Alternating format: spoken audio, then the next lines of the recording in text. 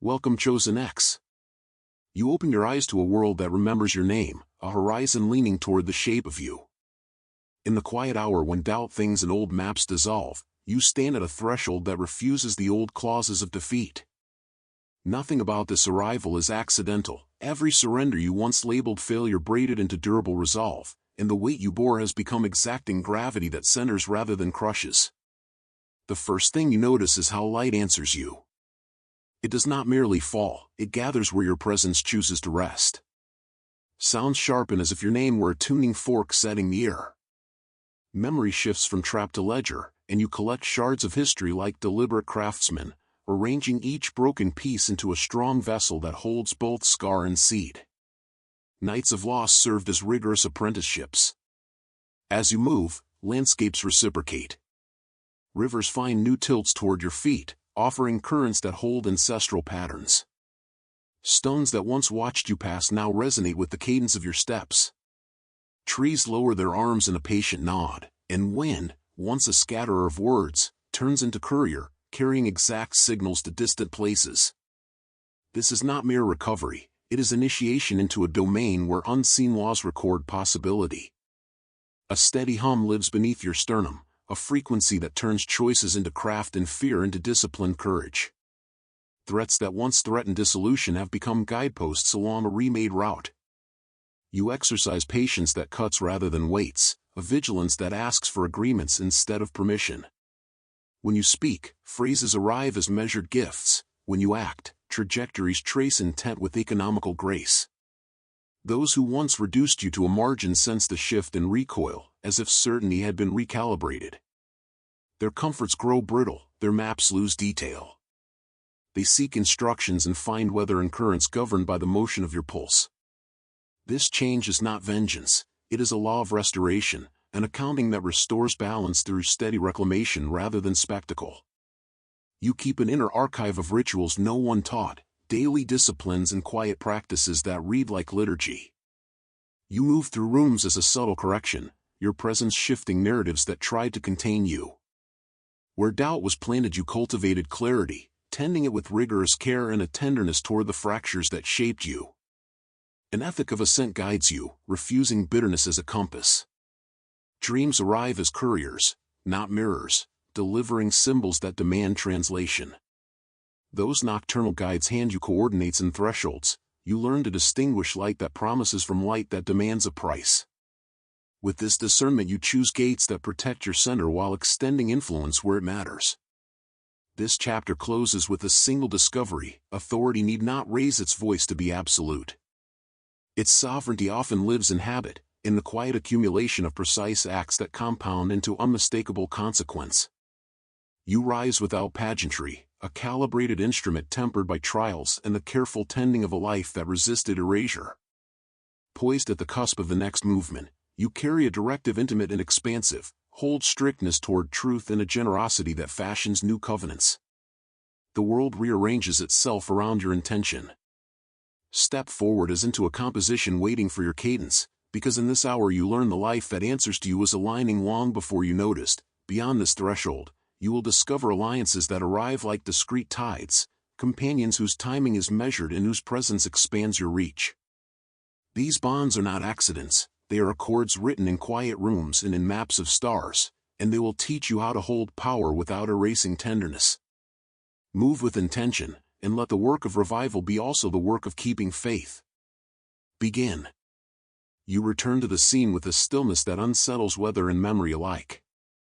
The corridors that once echoed with polite dismissals now feel like maps you can read from the inside, each door labeled by its small betrayals. You move without theatrics, gathering what was hidden behind casual smiles and staged concern. Where silence was cultivated as a tool their confidence lay, you find seams of truth stitched into ordinary conversations. Paper trails, coded gestures, fragments of meetings become a lattice that points toward motive and omission. At night, when ordinary sleep loosens its grip, a presence visits you between breaths.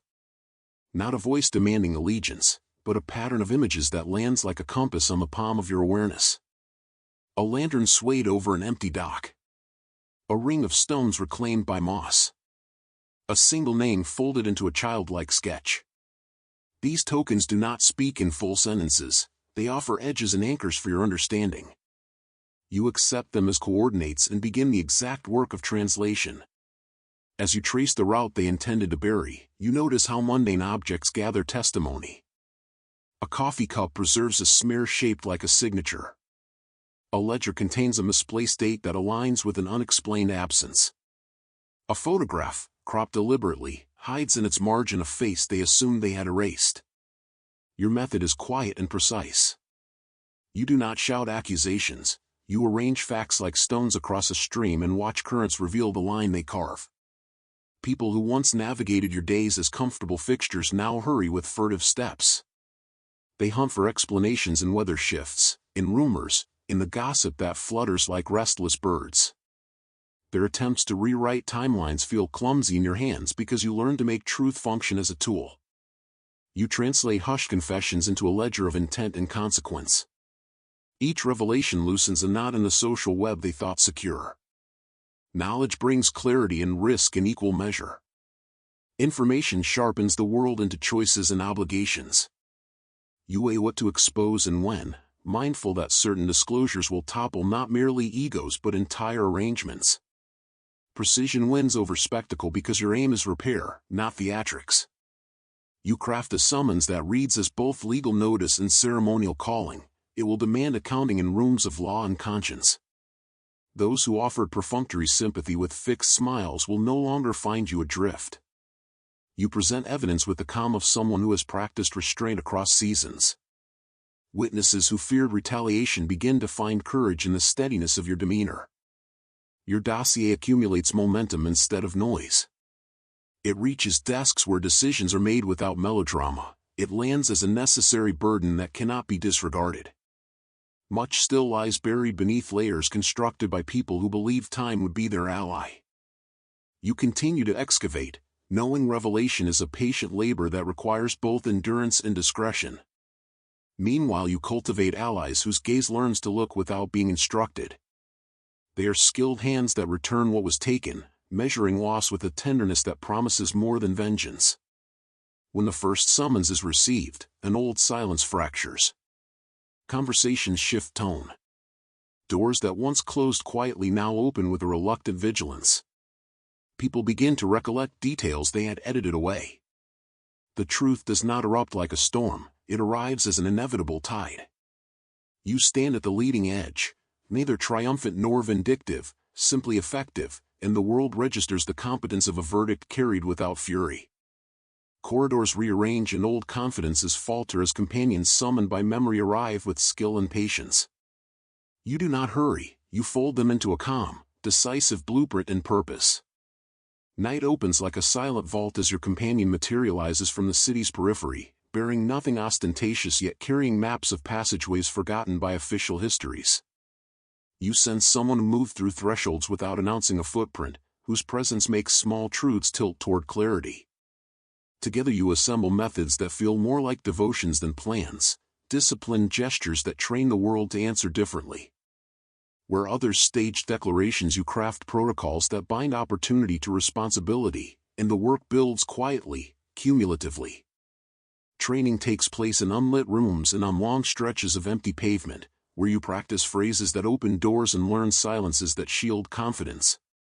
Meetings happen in cafes that close early and in basements warmed by hands who have long memories. Conversations become an economy of favors and promises kept without spectacle.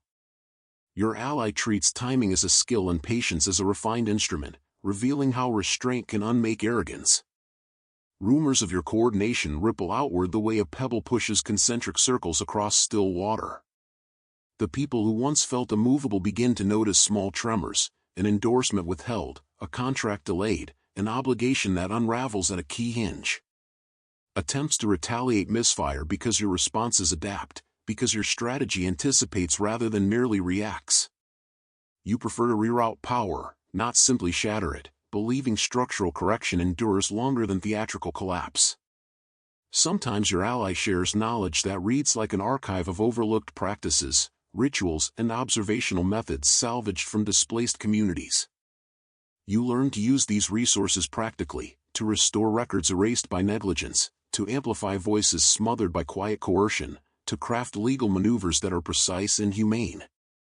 Those lessons convert historical insight into modern instruments of repair, and each reclaimed ledger entry becomes a small act of collective justice. Community becomes both terrain and teacher. You are guided to kitchens where neighbors exchange food and information, to clinics that stitch wounds and official papers, to houses where elders catalog deeds by memory. These sites teach you that power also resides in care, and rebuilding livelihoods becomes an arm of your strategy. Repair, you learn, makes resistance sustainable by reconstructing what injustice had systematically worn thin. Opponents respond with increasingly frantic narratives, their campaigns amplifying desperation rather than effectiveness. Fabricated scandals thin under scrutiny. Their attempts to discredit your allies reveal more about their fear than any true vulnerability of yours.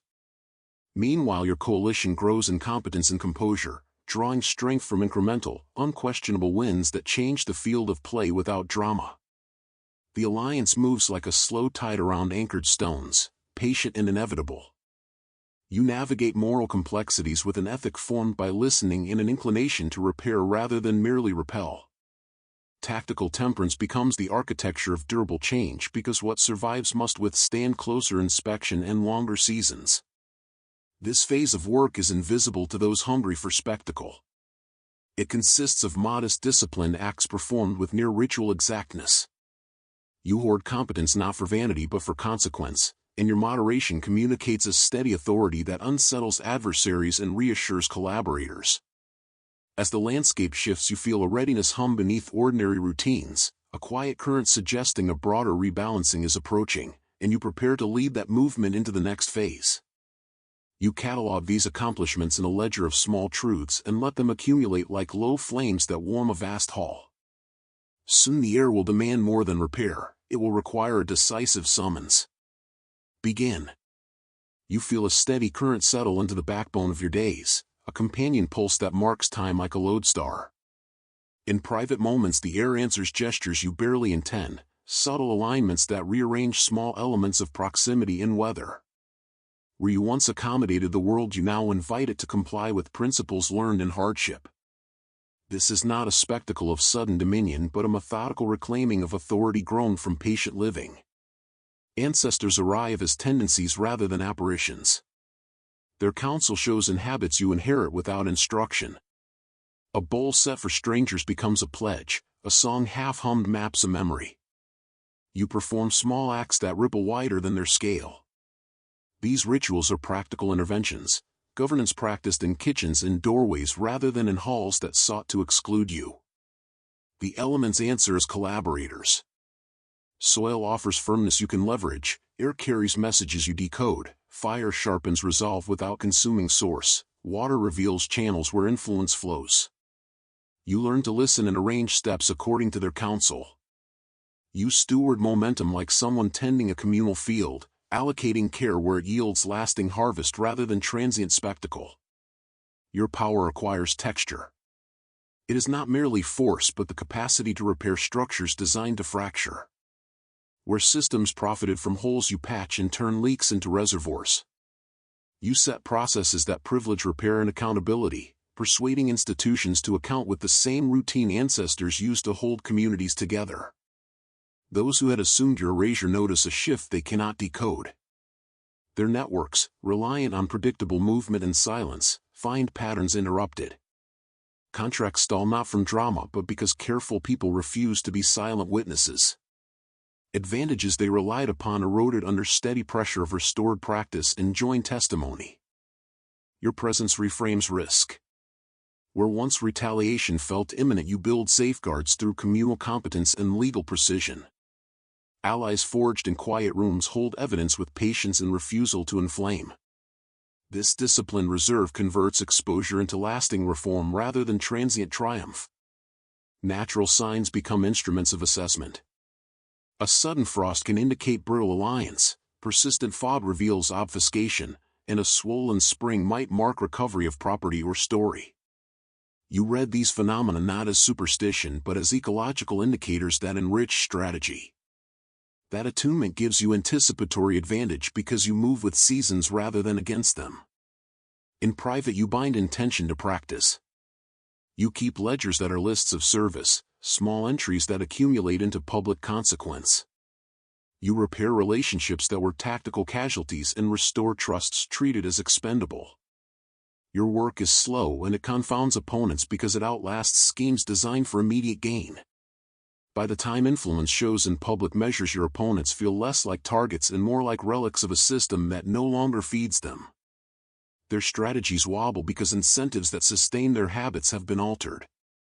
What they sold as stability looks fragile against steady routines you installed. The culmination of this phase is not a thunderclap but a settling. You anchor practices that translate private resilience into public resilience. You return power not solely to yourself but to communities starved of care. In that redistribution, you become less of an individual and more of a living precedent. Your readiness is a quiet authority that reshapes habits and secures dignity for communities beyond any single event. As the earth receives this new ordering, you prepare for the next movement. Elements rest and stand ready. Kinship consolidates around service. The stage is set for a decisive step that will enshrine the principles you embody. Begin. You stand at the final threshold with a steadiness that reframes the idea of force. Your work was methodical, assembling systems that mend rather than punish. Neighborhood rhythms you restored make life less brittle as prosperity outlasts political whims. Those who relied on predictable fractures notice foundations softening under sustained attention. You made accountability routine, changing incentives across networks. You create processes that reward repair and prevent the easy erasure of records and lives. When people bring claims, they find procedures that treat them with dignity and produce restoration rather than headlines. This insistence on mechanics of care reshapes what power can mean in daily practice. Opponents respond with last efforts that resemble panic more than strategy. Their schemes fail because communities have redundancy and legal precision now. Where coercion once worked, steady public forms and neighbor-based oversight make reversal costly and unlikely. You do not gloat at their missteps. Instead, you keep building, making what was once fragile durable. There is also a ceremony to this work because repair requires witnesses. You convene meetings that are less about declaration and more about listening. Elders speak to facts that records missed. Artists make things that hold memory in ways spreadsheets cannot. These acts turn private harms into public knowledge that resists forgetting. Power in your hands feels like stewardship. It asks for small, consistent acts that outlast headlines. You refuse spectacle and devote yourself to craft. Practitioners trained in those rooms carry forward the ethos of repair, teaching neighbors how to preserve records, tend clinics, and mentor those recovering from harm. The change becomes social technology, embedded and transmissible.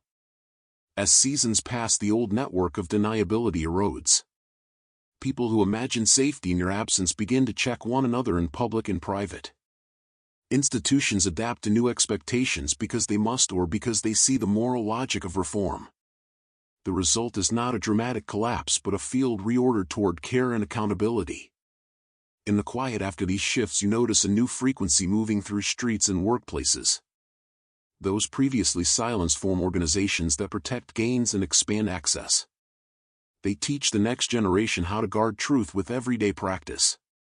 The movement you catalyzed becomes resilient because it is distributed in mundane as well as principled and visionary. On a morning lit like glass, you stand with people who coded new ordinances and open resources that matter. The measures you sign are practical and enforceable.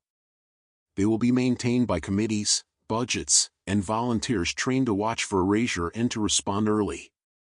This is governance as steady repair, not governance as spectacle. Then a transmission arrives, centered on your screen as if the technology itself obeys the new orientation of life. A single frame holds a continuation of the work, a spoken lesson and a map of rituals to incorporate into daily governance and care. The video will illustrate small practices that expand the protections you established and that keep communities alive across seasons. When that frame appears, accept the invitation to continue the lesson, subscribe and enable notifications today. This step is not an addendum.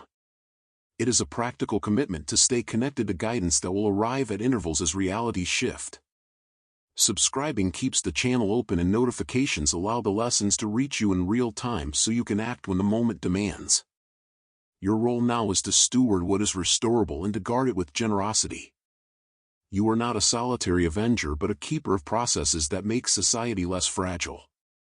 The work continues beyond this text and the next steps await behind the image that will fill the center of your screen. Watch it and remain present as the teaching continues there.